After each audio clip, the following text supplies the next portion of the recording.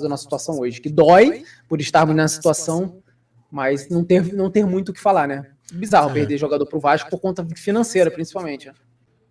Que isso, Thiagão? Tô tentando aqui uma postura de um filósofo. Posso filosofar com você logo no início desse vídeo? E é com essa frase, com esse pensamento, que eu inicio esse segundo vídeo. Qual frase? Qual pensamento, Thiagão? O Botafogo perdeu um jogador para o Vasco por questões financeiras. Mas o Vasco não está bem dentro de campo. Os resultados, a gente sabe, a gente está reclamando aqui bastante. E aí chega um comentário. Mas também você fica passando pano para o Pedrinho? Você consegue entender esse movimento do Vasco no mercado? Trazendo o cuiabano? Não. Deixa eu explicar aqui rapidamente porque eu sei. E faz parte, família. Não somente no Vasco, mas em todos os clubes tem esse torcedor, tem esse tipo de torcedor. E não é que ele esteja errado, não. Faz parte, o cara quer desabafar, o cara tá bolado da vida. É isso, faz parte, é a vida. Mas vai chegar o vascaíno que vai comentar: quem é cuiabano? Tá de sacanagem, Nutella. Calma, deixa eu falar com você rapidamente. Respira. A questão não é o nome, porque é um jogador jovem, né, fez uma excelente temporada no Botafogo, ajudando o Botafogo a conquistar títulos.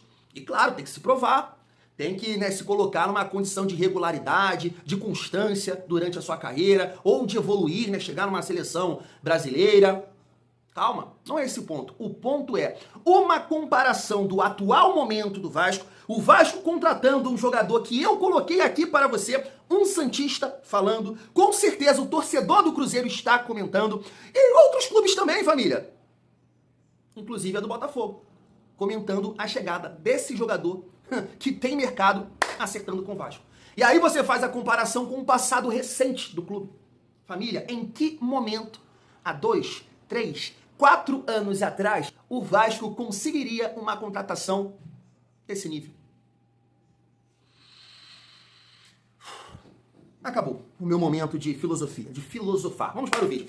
No momento que eu estou gravando esse vídeo, 2h19 da tarde, boa tarde, uma excelente quinta-feira, um dia abençoado para todos nós. Família, é claro que vamos repercutir aqui um pouco mais sobre a partida de hoje contra a Chapecoense. O Vasco precisa vencer! Eu quero ganhar! Estou com dependência de vitórias! Diniz do céu! Vamos, Vasco, é hoje! Desculpa a gritaria, família vascaína, mas eu preciso vencer! É isso. Então a gente vai trocar uma ideia aqui sobre esse confronto, trazendo um diretor, um executivo da Chapecoense, falando do momento do Vasco. Ele fala ali um pouco da estratégia do treinador da Chapecoense. Os 15 minutos a gente tem que segurar, depois a pressão. E quero trazer aqui uma resenha também que estava acontecendo na Cazé TV hoje, do Pedrosa e do Djalminha. O Pedrosa falando do equilíbrio do time, da parte física que a gente tanto fala aqui, e o Djalminha puxa um outro assunto. Quem vai marcar os gols no Vasco?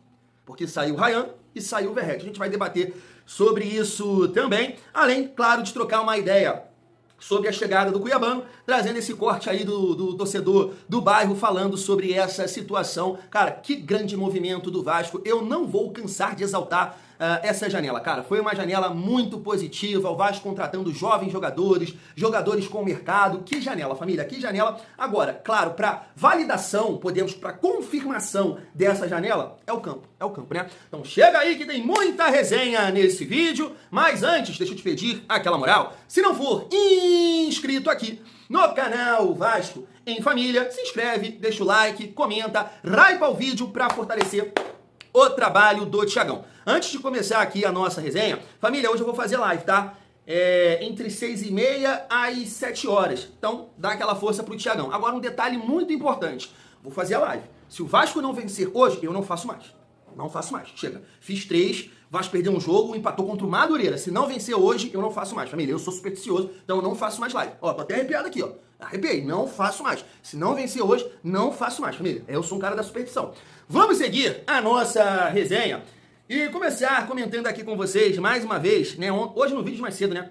Eu troquei uma ideia com vocês sobre isso, o Fábio Vargas, gremista, né? Uma informação, segundo ele aqui, exclusiva, né? Que o Botafogo e o Vasco demonstraram interesse em Martin Braithwaite, do Grêmio. Família, eu não vou falar que é uma loucura essa informação, porque de repente houve, né, uma sondagem, o Vasco vendeu o Ryan, o Verratti saiu, então é um centroavante que está se recuperando de uma grave lesão. De repente, né, o Vasco sondou ali essa situação. Mas é aquilo que eu falei até com vocês, né, no vídeo de mais cedo, e fiz essa pergunta, esse questionamento. Spinelli e Martin Braithwaite. Claro, a gente não vai comparar carreiras aqui, né, que é do Braithwaite, o cara já passou pelo Barcelona, Sevilha, teve bons momentos, né, e o Spinelli está vivendo o seu melhor momento na sua carreira nessa última temporada aí com o Del Valle. Então não vou comparar aqui, não dá para comparar. Mas e o custo-benefício? Esse é o papo. Foi até o papo que eu troquei uma ideia com vocês também sobre o Davidson, né, que ganhava 800 mil no Fortaleza e acabou acertando com a LDU, né. Então assim, eu acho que foi um movimento do Vasco bem interessante. Entre Braithwaite e Spinelli, eu ficaria assim com o Spinelli, cara. Entendo que o Braithwaite é mais jogador, a gente não sabe como ele vai voltar dessa lesão, mas eu fico com o Spinelli pela questão financeira, pela saúde e pelo momento, família. Espero que ele possa dar muito certo com a camisa do nosso Vascão. Vamos lá, vamos seguir aqui a nossa resenha e vou passar esses cortes para vocês do executivo, né, um diretor da Chapecoense falando um pouco sobre a partida de hoje, Pedrosa e Djalminha falando sobre a escalação do Vasco, sobre o momento do Vasco. Olha só. Maringá, hoje um jogo com o Vasco da Gama pressionado, né, depois de uma derrota na estreia, depois de ter derrapado também no início da semana com o Madureira, um time que está sendo questionado, principalmente o trabalho do Fernando Diniz. Como que a Chapecoense vê todo esse cenário de jogar contra um adversário muito forte, mas também pressionado? Pode ser uma oportunidade hoje? Cara, toda vez que a Chape é pressionada, ou está pressionada, ela responde positivamente. Então, assim, tem dois lados dessa moeda.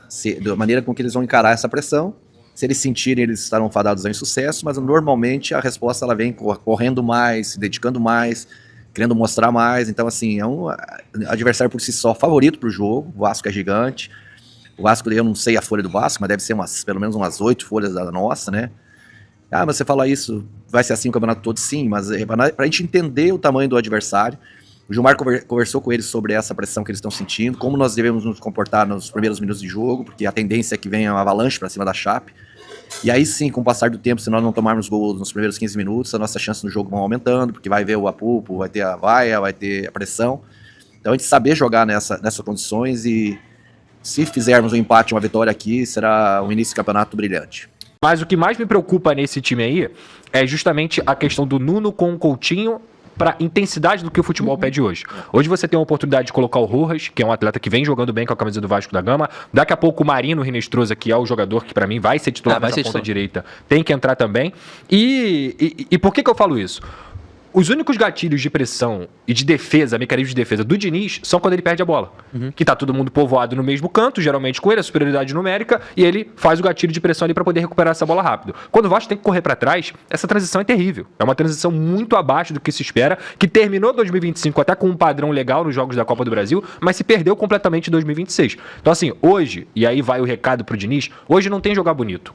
Hoje é ganhar ou ganhar.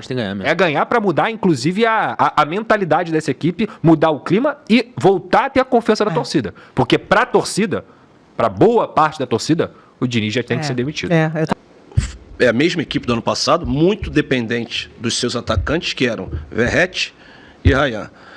Jogava de uma forma, a base de cruzamento, para o Verratti fazer gol. O Verratti saiu do time e jogou de outra forma, em que não era nenhum jogo pro Ryan, o Ryan que resolvia as coisas sozinho. Então, me preocupa muito. Quem que vai fazer gol nesse time? Se o Brenner tiver essa qualidade, tiver essa capacidade, porque não são jogadores acostumados com gol, que fazem gol, e precisa de gol para ganhar, né?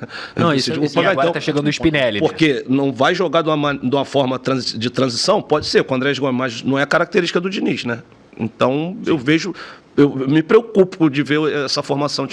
Tá aí. Família, destacando primeiro a visão ali do executivo da Chapecoense, eu falei, cara, hoje futebol a gente tem várias informações, né? Uma comissão técnica consegue estudar muito bem os jogos, né? Tem exemplos, e até citei aqui, né, o jogo contra o São Paulo no ano passado, porque o Crespo utilizou 3 zagueiros, e o Jair Ventura também, né, diante do Vitória, o Vasco jogou contra o Vitória, também com 3 zagueiros, e o Vasco teve muitas dificuldades, né, contra esses dois clubes. Perdeu para o São Paulo por 2-0, e acabou vencendo o Vitória muito numa condição da expulsão, né? Porque se não fosse a expulsão ali do Lucas Halter, eu não sei não, família, porque o Vasco teve muita dificuldade, mesmo com o jogador a mais, o gol do GB no finalzinho. Teve muita dificuldade jogando com 3 zagueiros, né? O adversário, quero dizer. Claro que o Vasco já teve dificuldades com outros times, jogando com linha de 4 e tudo mais. Mas eu acho que esse jogo do São Paulo é um bom exemplo, né, para a Chapecoense, que não joga com 3 atacantes, né? Joga com 2 atacantes e um meia. Então, basicamente, o que o São Paulo jogou aqui contra o Vasco, né? Jogou com o Tapia, cara, e jogou com outro que eu não lembro na frente. Acho que o Lucas, né? E aí com 3 zagueiros, os alas, o Marco Antônio fazendo o terceiro homem. Então, basicamente, a estrutura do time da Chapecoense, que é o Ítalo, Marcinho e o Giovanni Augusto. Foi assim, né, que o Vasco teve muita dificuldade. E aí, essa fala do executivo, de segurar, de conseguir, né, não tomar o gol no início do jogo, essa pressão inicial, foi exatamente isso que aconteceu contra o São Paulo. O Vasco não conseguia, criou assim ali algumas oportunidades, mas, poxa, não era o nosso dia, e depois começou as loucuras do Diniz. Começou as loucuras, Matheus França de volante, pá, abriu o time, São Paulo foi lá e empurrou na gente. Então, o que o executivo de futebol ali da Chapecoense falou, o Vasco já passou por essas dificuldades, né, no ano passado. E aí vem o debate em relação às falas ali do Pedrosa e também do Djalminha. Cara, eu sei que o Vasco hoje pode entrar em campo com essa ideia, né, que o Diniz vem optando por um time mais técnico, de posse de bola, sem transição, sem duelar fisicamente, e o Vasco amassar hoje a Chapecoense. Certo? Isso pode acontecer. O Vasco consegue um gol inicial, o time da Chapecoense tem que sair um pouco mais, as chances que o Vasco, né, criar, crava, então muda o contexto do jogo, e o Vasco pode empurrar na Chapecoense. Só que é isso que eu falo do nosso treinador, né? Você teve vários exemplos recentes que o time não consegue, cara, não tá conseguindo vencer. Por que não olhar para o resultado? E aí mudar a estratégia. Vamos tentar uma outra forma de jogar com um time mais intenso, com um time mais físico, mas sim, você tem jogadores com uma boa técnica, que é o caso do Thiago Mendes, que é o caso do Coutinho, ou do Rojas, ou do Nuno, jogador que ele escolher ali para jogar de meio armador. E na frente, você não tem o Marino ainda, né, numa boa condição para iniciar a partida, é o que parece, não sei, vamos ver, né, de repente ele pode surpreender aí. O próprio Brenner também, que são jogadores que vão trazer essa capacidade física e de mobilidade para o Vasco. Então por que não testar um outro modelo de jogo? É muito difícil aqui eu defender o David de titular, porque o David é muito meia boca, é muito limitado. Só que é um cara que tem essa capacidade física. Assim como o próprio João Vitor, que está sendo improvisado na lateral esquerda. Então família, eu sei que parece loucura da minha parte, mas eu gostaria de ver, por que não? Andrés Gomes, João Vitor, David, Felipe Coutinho ou qualquer meia aí, né? Time mais físico, um time intenso, que vai pressionar, que vai conseguir dividir, e vai ser uma outra forma do Vasco jogar. Porque a Chapecoense, ela sabe a forma que o Vasco gosta de jogar. Como? Troca de passe, linha de passe, povoar o setor do campo, aparecer, dar opção, aparecer todo mundo lá atrás, baixar os jogadores para sair, para construir e tentar achar os espaços. Mas o Vasco desce, desce o Coutinho, desce o Nuno, desce todo mundo e só tem um jogador para puxar contra-ataque, para sair dessa marcação inicial e atacar espaço, que é o Andrés Gomes. E tu acha que o nosso adversário não sabe disso? Contra o Mirassol, você viu aquele tal de Igor Formiga? O tesão do maluco tava dificultando pro Andrés Gomes. Porque pegou um cara com uma capacidade física. Eu não conheço o time da Chapecoense. De repente tem esse jogador que vai olhar esse jogador do Vasco, o Andrés Gomes. Por isso que eu falo com o Fernando Diniz. Cara, você não pode ser tão arrogante assim, se colocar no pedestal, porque tem o adversário te analisando sua forma de jogar. E por mais que você acredite no seu modelo de jogo, os seus jogadores não estão conseguindo aplicar. Então por que não mudar a rota? Testar uma outra rota, porque também não é garantia de vitória, certo? Você pode entrar com esse time com mais capacidade física, o Vasco tem dificuldade de criação, o Vasco não conseguir pressionar, faz parte, né, do futebol. O adversário pode, né, sobressair em cima de você mesmo com essa condição. Agora, algo novo precisa ser testado, pô. Precisa ser testado, porque a gente está batendo nessa tecla, batendo. Terminamos o Brasileiro com em 8 jogos, 7 derrotas. 7 derrotas. E a gente inicia muito mal o ano de 2026. Por que não testar algo novo? Essa é a minha questão em relação ao trabalho do Fernando Diniz, família. Então eu acho que vai de encontro aí com o pensamento do Pedrosa, né? Eu sempre falo isso aqui com vocês, essa dificuldade física que o Vasco vem tendo com alguns jogadores. E aí, vamos lá, vamos somar. Coutinho, Nuno, Thiago Mendes, Piton, Pumita. E se iniciar o jogo com o Brenner hoje, que não tá bem fisicamente, Brenner, 6 jogadores com dificuldades físicas. Com dificuldade física. O time fica mole, o time fica cansado, o time não consegue competir.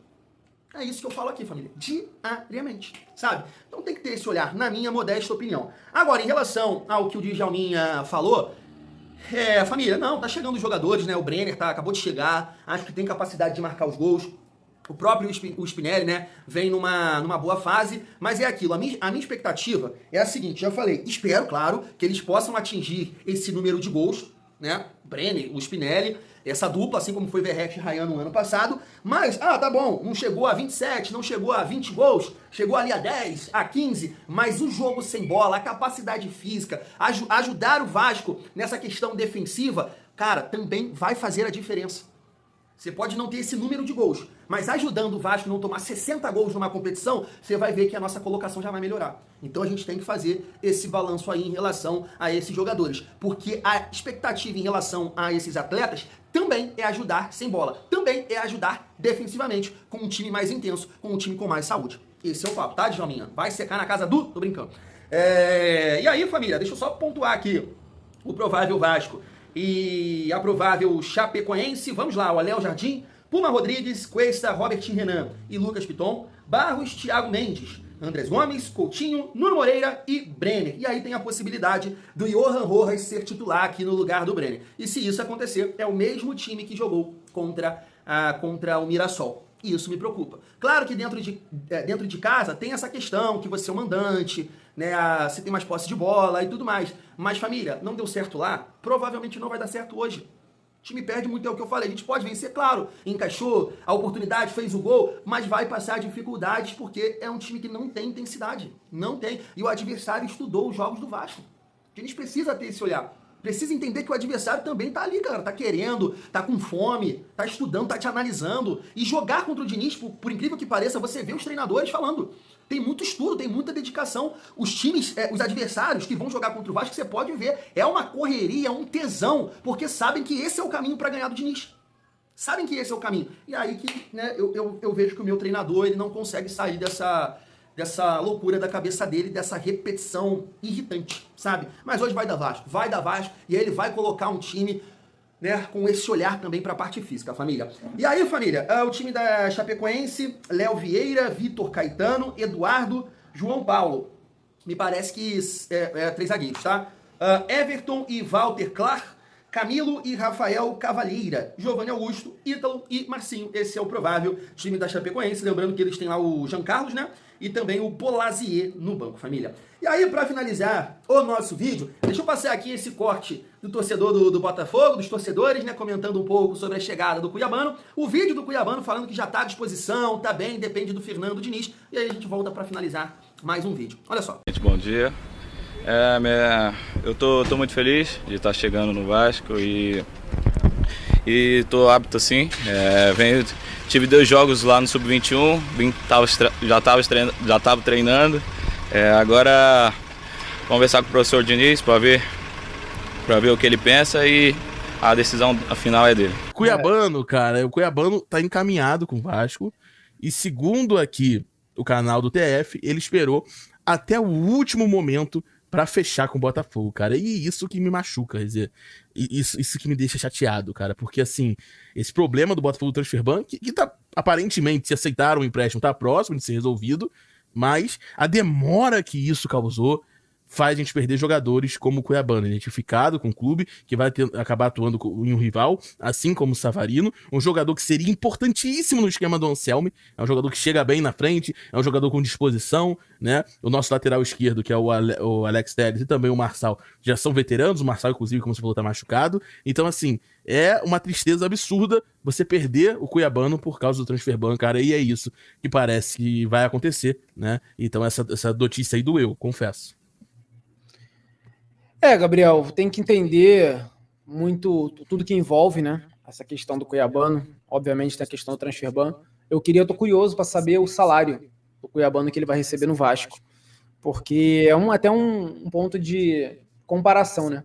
Porque eu acho que ele vai ter hoje uma valorização salarial. Ele voltou pro Nottingham com uma certa valorização no salário dele. Então, talvez o Botafogo não pudesse arcar também hoje com esse salário. Dói muito como torcedor, é complicado, mas eu cheguei a ver essa notícia, não lembro agora, falando sobre isso, esse ponto de vista, e fez um pouco de sentido para mim. Por isso que eu queria entender essa questão do salário, que aí talvez é algo que a gente não tenha muito o que falar por causa da nossa situação hoje, que dói por estarmos nessa situação, mas não ter muito o que falar, né? Bizarro perder jogador pro Vasco por conta financeira, principalmente. Né? Eu chorei, todo mundo tá chorando, a minha vida transformando, eu amei. Chora! Eu falo, rapaz, acorda, Cinderela. Deu meia-noite. Rapaz do céu, a gente ouviu tanta coisa do bairro, né? Um dinheiro e pai, não sei o quê. Uma soberba que não combina, não casa. Que contratação, Vasco, que contratação. Que bom também, né, que o cuiabano chega bem. Tava treinando, jogou lá alguns jogos pelo Sub-21, não é isso? Então, né, não vai demorar para entrar em campo e contribuir com o nosso time. Mas, família, basicamente foi tudo que eu falei no início do vídeo. Eu acho que foi eu lembro que quando o Léo, acho que foi o Léo, né, o primeiro a falar sobre o cuiabano, cara, não acreditei muito, sinceramente, porque eu falei, cara, uma negociação muito difícil. Vários clubes no Brasil vão tentar a contratação. Aí citamos aqui o Cruzeiro, né, que ia perder o Kaique, parece que a negociação não foi pra frente. O Santos demonstrou interesse, Corinthians também sondou o jogador e não sei o que. Eu falei assim, cara, vai ser difícil. E o Vasco conseguiu essa contratação. Então, assim, família, eu finalizo esse vídeo dessa forma, né? Eu sei que tem muita gente que critica o Pedrinho, né, o nosso presidente botocado, né, tá ficando frango de novo, não tá malhando direito, mas não é possível. É claro que você tem críticas que fazem sentido, que realmente tem fundamento, mas, poxa, se você não enxerga alguma mudança em comparação a um passado recente do Vasco, é difícil. Eu sei que o seu olhar não é para o passado, e sim para o futuro. E aí, beleza, né? A gente entende que o Vasco tem que melhorar para se colocar numa condição de conquistar. Agora, poxa, é um passado recente. Vocês lembram muito bem que, eu tô citando isso aqui o tempo todo, né? Vocês lembram que em 2022... o diretor de futebol do Vasco veio a público dizer que o vascaíno deveria agradecer Yuri Lara, Edmar, Alex Teixeira, Bruno Nazário, Morato, Anderson Conceição, Bruno Tubarão, o Batman, né, o Thiago Rodrigues, ajoelhar e agradecer porque eles escolheram jogar no Vasco pela situação do clube. Isso em 2022. E hoje a gente contratou Marília Mestroça, 23 anos, com muito potencial. Compramos o Andrés Gomes, renovamos com o Léo Jardim. O Ryan deveria ter sido vendido com mais dinheiro? Sim, mas foi uma boa venda porque, né, a gente teve aquele momento ali do Ryan que não estava evoluindo e tudo mais, o Diniz chegou e conseguimos uma venda interessante nesse sentido que eu estou falando. E a contratação do cuiabano que tem mercado. Então, assim, as coisas estão mudando dentro do Vasco. Isso você não pode negar. Agora, os resultados precisam caminhar também, porque aí, né, tudo que a diretoria vem fazendo, todo o trabalho que vem sendo feito, acaba tendo essa pressão que não ajuda em nada, né? Não ajuda em nada. Então, precisamos vencer, né? Fui!